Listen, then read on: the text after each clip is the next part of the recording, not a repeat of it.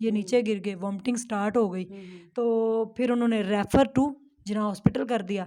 मुझे उन्होंने कॉल की, मैं फ़ौरन से हॉस्पिटल पहुंची और मेरे जाने तक इनका यूरिन वगैरह अंदर निकल चुका था और गाड़ी में डाला तो मैंने यही कहा जबार जबार, और एम्बुलेंस लेके इनको जा चुकी थी, चाहे रात के 12 ही क्यों नहीं बजे। तो मैंने घर से खाना पका के लेके जाती थी और मेरी गली में मैं मशहूर हो गई थी कि हीर रांझे दी रोटी लेके जा रही। मैंने कहा मेरा नाम बोलो उज़मा। फिर बोला उज़मा, मैंने कहा फिर से कहो ना उज़मा।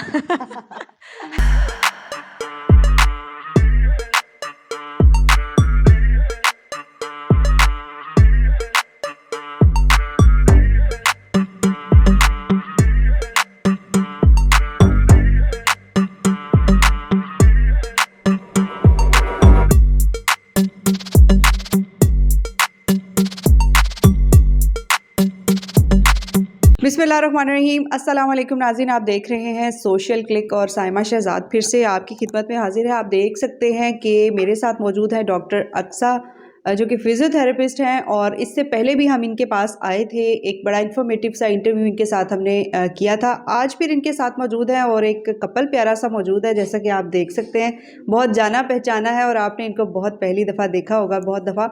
हमारे साथ मौजूद होंगी डॉक्टर अक्सा और इनके साथ स्ट्रॉन्ग उज़मा और उनके हस्बैंड मौजूद होंगे। इनके पास ये आए हैं फ़िज़ियोथेरेपी के लिए। किस मसले के लिए? आप सब जानते हैं कि स्ट्रॉन्ग उज़मा को आर्थराइटिस का प्रॉब्लम है और उनके हस्बैंड को जो है 8 साल पहले ब्रेन हेमरेज हुआ था। और इन्होंने क्या इससे पहले फ़िज़ियोथेरेपी करवाई या किसी भी थेरेपी को इससे पहले इन्होंने करवाया, कोशिश की या नहीं? तो आज ये सब भी जानेंगे इनसे और डॉक्टर अक्सा से भी जानेंगे कि ब्रेन हेमरेज के पेशेंट्स जो होते हैं उनकी थेरेपी किस तरह से की जाती है और जो आर्थराइटिस के पेशेंट्स हैं उनकी क्या क्या थेरेपी की जाती है। अस्सलाम वालेकुम। वालेकुम अस्सलाम। कैसी हैं आप? मैं बिल्कुल ठीक, आप कैसी हैं? बिल्कुल अल्लाह का करम है, ठीक ठाक। आज हमारे साथ मौजूद होंगी स्ट्रॉन्ग उज़मा और उनके हस्बैंड।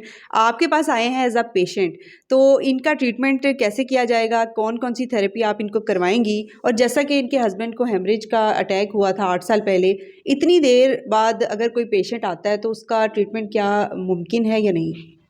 सबसे पहले हम बात करते हैं कि ब्रेन हेमरेज और आर्थराइटिस ये दोनों कंडीशंस कैसे होती हैं। अगर हम ब्रेन हेमरेज की पहले बात करें तो हेमरेज का मतलब होता है लीकेज, ब्लीडिंग, लीकेज। तो जो ब्रेन हेमरेज है उसमें होती है ब्लड का लीक होना ब्रेन में।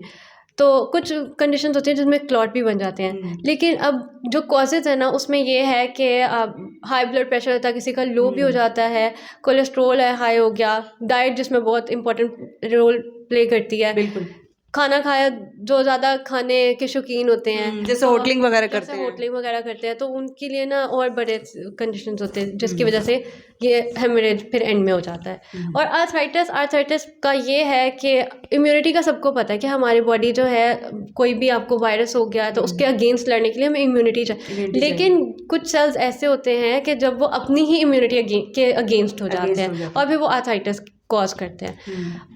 जो ब्रेन हेमरेज है, अब जो पेशेंट है वो वेरी करता है कि कुछ पेशेंट होते हैं जिनका सिर्फ अपर लिम इन्वॉल्व होती है, अब दोनों बाजू शोल्डर्स इन्वॉल्व हो गए या एक साइड इन्वॉल्व हो गई या फिर दोनों टांगे हो गई या एक साइड की दोनों हाथ और बाजू।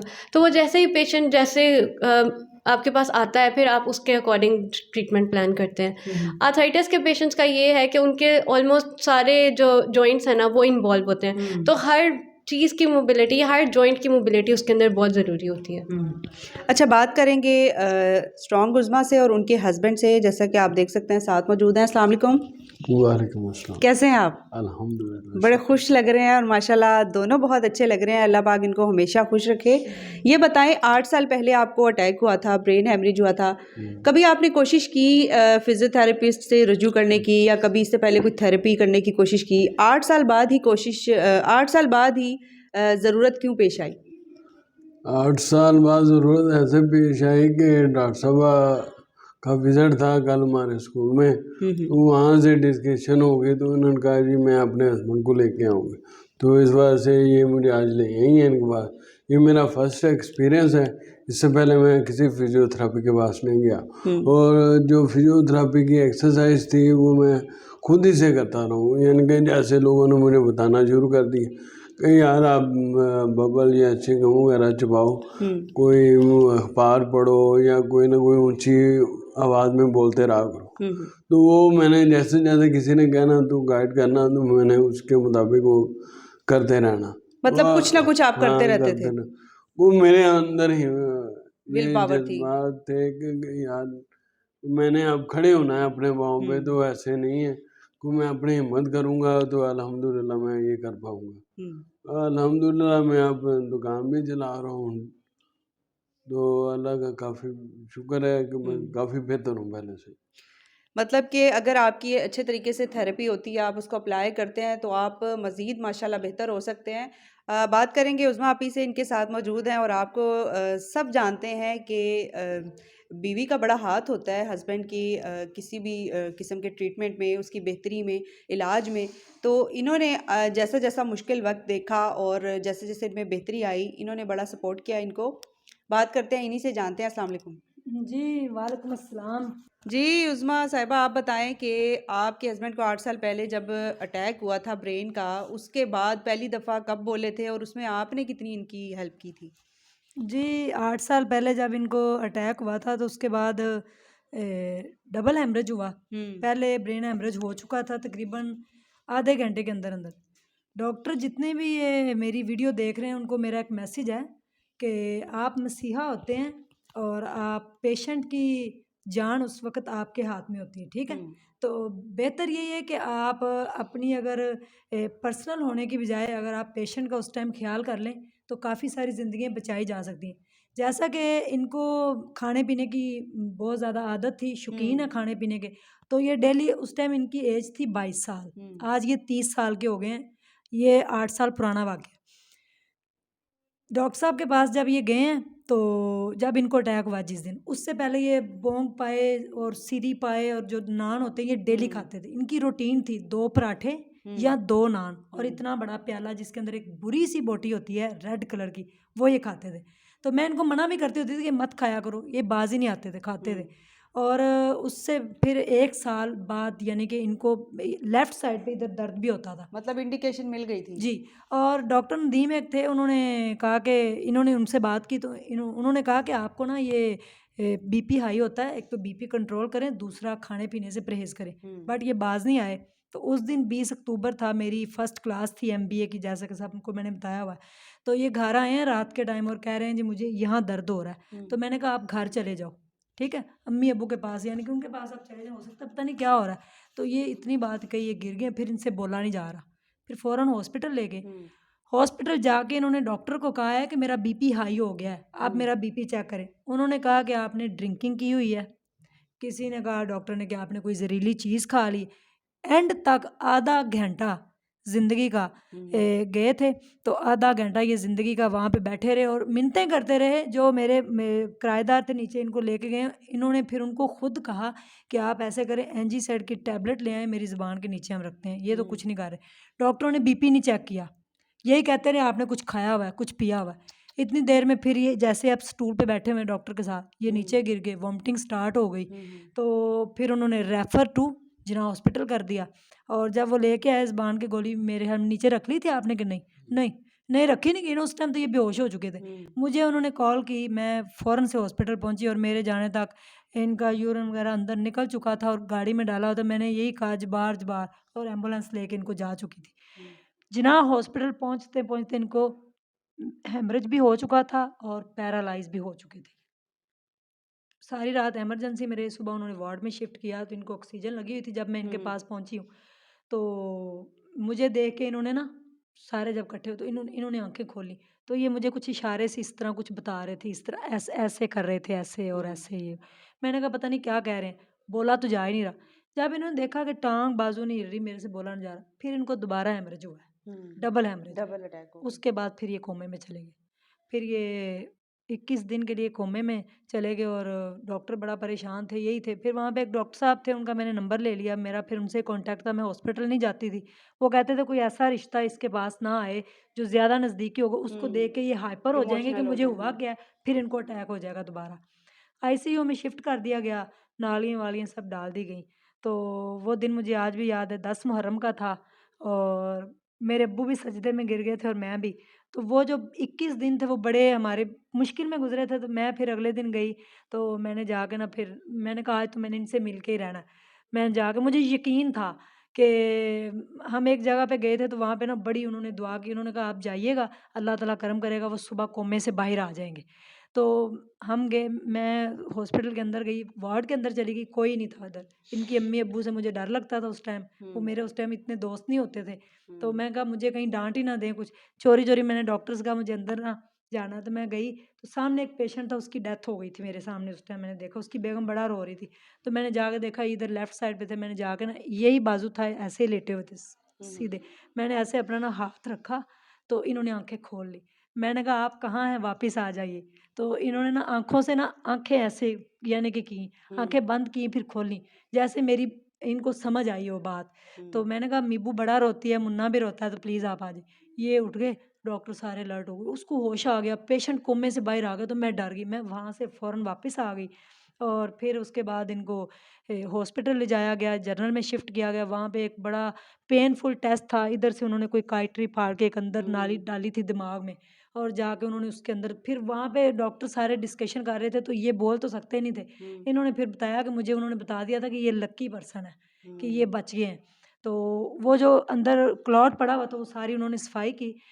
फिर जब इनको घर लेके आए हैं, तो घर आने के बाद मैं इनको लेके चले गए, मैं नहीं जाती थी मिलने के लिए, बस कहती थी किसी तरीके से कोई खबर उसकी आए। तो एक दिन मैं दुकान पे ही थी तो इनका मैसेज आया मेरे मोबाइल पे। तो वो छोटू मोबाइल नहीं होते नोकिया के, वो था, उसके ऊपर ना मैसेज आया, तो मैंने ऐसे ही देखा, मैसेज तो देखती नहीं, मैंने देखा तो लिखा हुआ था, मैं जबार हूँ, उज़्मा मेरी जान तुम कैसी हो, मुन्ना और मीबू कैसे हैं? तो मैंने शोर डाल दिया। मैंने डॉक्टर साहब से कहा कि जबार का मैसेज आया, कहते नहीं, नहीं। मैंने कहा देखिए उनका मैसेज आया, कहते आप पूछो। मैंने फिर पूछा कि तुम जबार हो? तो इसने आगे से कहा, मैंने फ़ोन मिला दिया। तो फिर ये चीखें मार-मार के रोना शुरू हो गए। तो फिर इनके अब्बू को पता चला, उन्होंने डाँटा भी, क्यों बात कराई गई ये वो। फिर ये 3 महीने बाद मेरे पास आए, तो इनको बोलना नहीं आता था।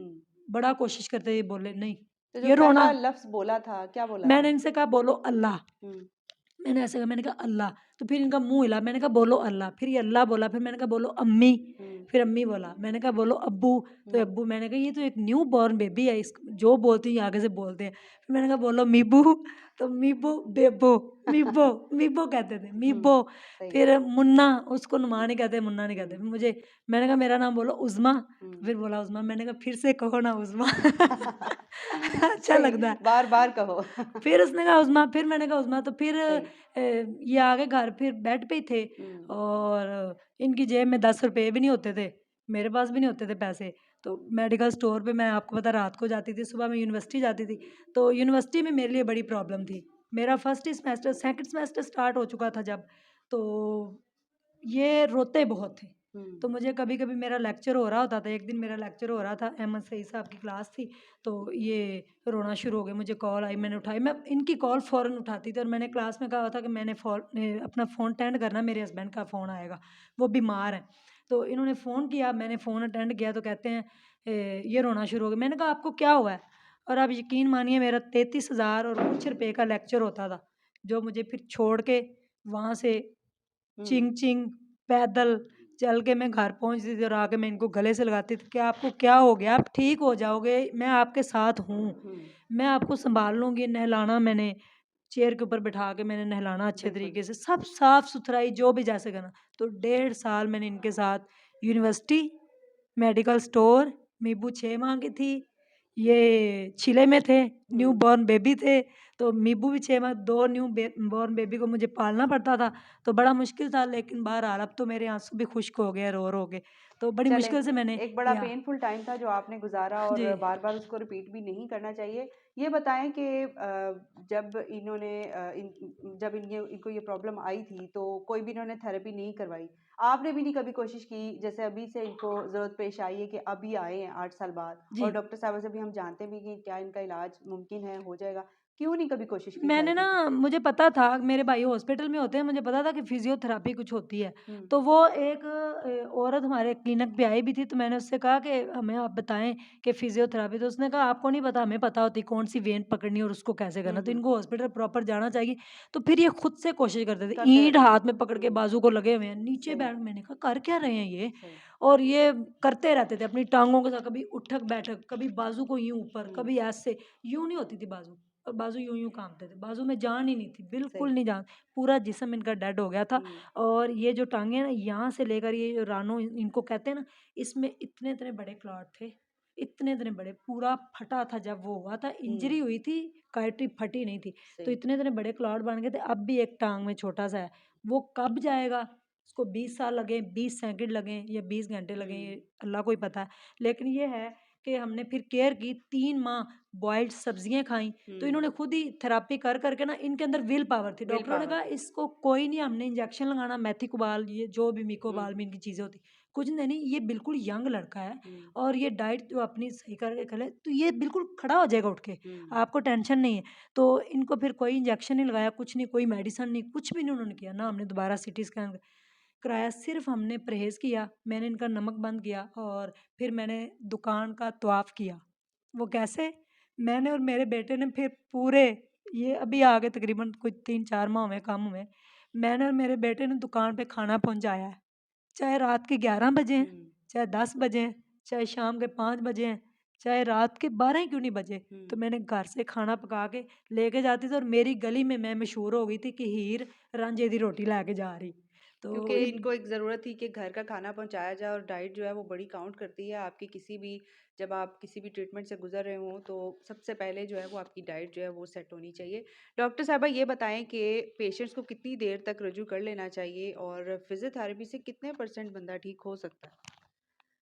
पेशेंट जब ये ब्रेन हेमरेज होता है ना, तो उसके अंदर एक लिमिट है, जैसे 6 मंथ्स है, इसके पहले 6 मंथ्स भी नहीं, 6 मंथ से पहले पहले पहले पहले। आपको फिजियोथेरेपिस्ट के पास जाना चाहिए। हर पेशेंट को अब ये पता होता है कि उसको कोई भी बीमारी है या उसको कुछ हो गया, जैसे आम सी बात है, सर दर्द ही हो गया है, तो उसने मेडिसिन खानी है। मेडिसिन खानी लेकिन उनको ये नहीं पता कि मेडिसिन से सिर्फ वो चीज़ खत्म होगी ना, लेकिन वो ये है कि रूट कॉज तो नहीं ना खत्म होगा। अब जैसे ब्रेन हेमरेज है, इसमें आप दवाई तो खाते हैं, वो दवाई जो होती है वो होती है आपका जो ब्लड प्रेशर या जो कॉज होती है उसको खत्म करने उसको के लिए, ख़त्म करने लेकिन के जो लिए। आपकी बॉडी के ऊपर अफेक्ट किया है, जैसे आपके मूवमेंट्स आपकी खत्म हो गई हैं, तो उसके लिए आपको फिजियोथेरेपिस्ट के पास जाना चाहिए। फिजियोथेरेपिस्ट में ये आपकी फिजियोथेरेपी में ये है कि जो भी आपका मूवमेंट, आपका जो जॉइंट है अफेक्ट हुआ है, उसको ठीक करता है और वो आपके चलने फिरने में, डेली रूटीन में आपके जो भी मसले हैं वो सब खत्म होते हैं। हमारे यहाँ अनफॉर्चुनेटली लोग जो है इस तरफ आते ही बहुत कम हैं और पहली प्रायोरिटी लोगों की यही होती है कि मेडिसिन खा लें तो ठीक हो जाए, फिजियोथेरेपी ना करनी पड़े या उस तरफ जाना ही ना पड़े क्योंकि एफर्ट करनी पड़ती है। तो अगर लोग टाइमली आ जाएं तो कितनी जल्दी ठीक हो सकते हैं? जैसे अगर आप बात करें हफ्ते के अंदर अंदर आ जाए ना, तो ये एक 15 दिन 30 दिन इतने दिन में वो ठीक हो ठीक हो जाते हैं। सकते हाँ, हैं। ये होता है कि वो इंडिपेंडेंट होना शुरू हो जाते हैं। अगर वो प्रॉपर, जैसे कोई स्टिक लेके चलना शुरू होते हैं, वॉकर लेके शुरू हो जाते हैं, अगर वो प्रॉपरली मूव नहीं कर सकते, लेकिन यह है कि वो इंडिपेंडेंट हो जाते हैं कोई भी असिस्टिव डिवाइस के साथ। और जो लोग बाहर के खाने खाते हैं जैसे उसमें आपी ने बताया कि ये इनको बहुत ज़्यादा होटलिंग का शौक था, तो उससे कितना का इफ़ेक्ट पड़ता है? आप अगर किसी ट्रीटमेंट से गुज़र रहे हैं या अगर आपके ऊपर कोई अटैक हुआ है जैसे इनको ब्रेन हैमरेज हुआ है, तो आप क्या डाइट के लिए भी कुछ गाइड करती हैं पेशेंट्स को? डाइट के लिए तो ज़्यादा बेहतर न्यूट्रिशनिस्ट ही बता सकते हैं, लेकिन ये बात तो हर बंदे को पता है, जो बाहर के खाने हैं उनके अंदर क्या क्या चीज़ें डलती हैं। जैसे इतना ज़्यादा ऑयल वो डालते हैं, उनके अंदर तो कोई क्वांटिटी नहीं है, जैसे नमक इतना ज़्यादा हाइजीन डाल नहीं देते हैं, है। हाइजीन, हाँ, वो बिल्कुल ख्याल नहीं रखते हैं। तो ये हमारी बॉडी पे ये अफेक्ट करते हैं, ये अच्छा चीज़। 8 साल हो गए इनको ब्रेन हैमरेज जो है तो इतनी देर तक इन्होंने आज तक कभी थेरेपी नहीं करवाई। क्या अभी इनका इलाज मुमकिन है? अगर होगा तो कितनी देर तक होगा? 8 साल गुजर गया ना, वो हमारी बॉडी ब्रेन के ऊपर हमारा बहुत चीज़ें डिपेंड करती हैं। एक ऐसी चीज़ होती है जिसको हम कहते हैं प्लास्टिसिटी। कुछ अरसे बाद ना कोई भी जो चीज़ है, जैसे अब इनके काफ़ी बेहतर है क्योंकि ये करते रहे, ये इनके अंदर विल पावर विल थी। पावर थी। विल पावर जो होती है ना, बहुत मैटर करती है हर चीज़ में। अब कोई भी काम करना है, उसमें आपकी अपनी कोई नहीं होगी तो वो कैसे होगा? तो अगर आप फिजियोथेरेपिस्ट के पास भी हैं, वो आपको सिर्फ एक मूवमेंट बता देगा, आपकी एक्सरसाइज कर देगा, लेकिन जब तक आप खुद नहीं खुद नहीं चाहेंगे चाहेंगे। तो वो चीज़ कैसे मुमकिन हो सकती है? और दूसरी बात ये कि आप पूछ रही हैं, इनका इलाज जो है वो मुमकिन है 8 कितनी साल, देर हाँ, तक? आपने 8 साल का 8 साल में ये है कि वो चेंजेस जो होती हैं ना वो परमानेंट हो जाती हैं। तो इसलिए मैं कह रही हूँ टाइम लिमिट जो है ना वो 6 माह से पहले पहले है, ताकि आप उस चीज़ से पहले आप करवा लें तो ये जल्दी असर जैसा कि करता इनको है। पैरालाइज भी हुआ था, तो अभी अगर करते हैं, हम्म। थेरेपी की तरफ जाते हैं, तो मुमकिन है कि वो ठीक हो सकते हैं। हो सकती है, लेकिन फिर ये है कि बहुत थोड़ा लंबा टाइम टाइम लगेगा। लगेगा हाँ इस चीज़ में। सही। बाकी उस्मा आपी को आप सब जानते हैं कि इनको आर्थराइटिस का प्रॉब्लम है, लेकिन अभी उनको कुछ कम अरसा हुआ है, तो उनका इलाज जो है वो मुमकिन है। इनका तो इलाज मुमकिन है। इनको भी यही है कि इनकी जो हर जॉइंट होता है ना, क्योंकि मैंने जैसे बताया आर्थराइटिस में हर जॉइंट अफेक्ट होता है, तो हर जॉइंट को मूव करना बहुत ज़रूरी है। और ये भी हम रोज़ क्लिनिक्स में नहीं बुलाते हैं, घर में प्लान दे देते हैं कि आपने ये दिन में जितना टाइम भी आपसे हो सकता है ना, तो आपने इस चीज़ को करना है, तो वो होम प्लान देते हैं फिर हम। जाते-जाते मैं एक पैगाम लेना चाहूँगी इनसे एज़ अ कपल, कि क्या कहना चाहेंगे, और जो शादीशुदा जोड़े हैं उनको कोई पैगाम दे दें, क्योंकि एक बड़ा टफ टाइम इन्होंने अपनी लाइफ में गुजारा है, और बहुत सारे लोग हैं जिनकी लाइफ में हर्डल्स आती हैं, और इस तरह की भी बीवियां हैं जिन्होंने अपने शोहरों को संभाला हुआ है जैसे इन्होंने संभाला। तो उसमें आप ही कोई जाते-जाते खूबसूरत सा पैगाम देती जाएं। जी, पैगाम मेरा यही है कि मुझे काफ़ी सारे लोगों ने कहा था कि आप छोड़ दें इनको, ठीक है? अब आपने क्या करना है? वो तो बिल्कुल अब चले गए हैं, आप डिवोर्स ले लें, इनसे खुला ले लें, जो भी है। तो मैंने क्या करना था? ये तो मेरे लिए बड़ा मुश्किल टाइम था ना कि उसको मैंने फ़ेस करना था। मियाँ-बीवी जो हैं वो अल्लाह ताला ने इसलिए बनाए हैं कि दोनों में से अगर एक को प्रॉब्लम आई है ना, तो दूसरा उसका साथ दे। ना कि अगर एक बीमार हुआ है तो दूसरा उसको छोड़ के मुँह मोड़ ले या भाग जाए। इसी तरह मैं आपको बताती हूँ कि एक और कपल है, वो सामने नहीं आना चाहता, तो वो उनसे तकरीबन 15 से 17 साल बड़े हैं। उनको भी ब्रेन हैमरेज और पैरालाइज़ हुआ था, और लड़की दुबई की है, दुबई में पली-बड़ी है, बड़ी खूबसूरत माशाल्लाह। अल्लाह उसकी ज़िंदगी करे, उसको सेहत दे, और हस्बैंड यहीं के थे। तो वो कहती थी कि जब इनको पैरालाइज़ और हैमरेज हुआ, तो डॉक्टर मुझे कहते थे, "आप एक बच्ची हो, इस बूढ़े के पीछे आप ज़िंदगी गुज़ार देंगी, जो कि बचने वाले भी नहीं है, तो छोड़ दें इसको।" तो उसने कहा था, "डॉक्टर साहब ये बच जाएँगे।" जैसे मुझे डॉक्टरों ने कहा था कि 99% चांसेस हैं कि ये मर जाएँगे। मैंने कहा 1% इसके चांस बचने का भी तो है। तो डॉक्टर ने कहा, "आपको इतना एतमाद है, जाएँ आप फिर 8 लाख का बंदोबस्त करें।" तो उस टाइम फ़ैसला बड़ा मुश्किल था। कोई और औरत शायद, कुछ औरतें लालची भी होती हैं, मैं सब औरतों को बुरा नहीं कह रही। आपने देखा कितने फ़साद हो रहे हैं सोसाइटी में। बीमारी हुई, शौहर को छोड़ के भाग गई। बीवी बहुत बीमार कॉमन हुई, है। शौहर छोड़ के भाग गया। हम रोज़ देखते हैं, रोज़ स्टोरी है, इस पे कोई गलत आप पर्सनल ना हो जाइएगा। तो मेरे पास एक 2 मरले का घर था, तो मुझे डॉक्टरों ने कहा 7 से 8 लाख का बंदोबस्त करना है, ठीक है? तो मुझे ये खबर मिली, यानी कि थ्रू मेरे ससुराल। तो मैंने जो 2 मरले का घर था, मैंने अपने डीलर से कहा, मुझे सिर्फ़ 8 लाख रुपया चाहिए। कहते हैं, "आप पागल हैं?" मैंने कहा, "इस टाइम मैं पागल हूँ, क्योंकि मेरे हस्बैंड ज़िंदगी और मौत के बीच में हैं, उनको बचाने के लिए मुझे 8 लाख की ज़रूरत है, ये चाबियाँ हैं, मुझे 8 लाख रुपया दे दें।" तो मैं ये तक डिसीज़न ले गई थी, वही घर जो इतनी मुसीबतों से हमने बनाया था, मैंने वो भी दाँव पे लगा दिया था कि ये बच जाएँगे, तो घर और आ जाएँगे।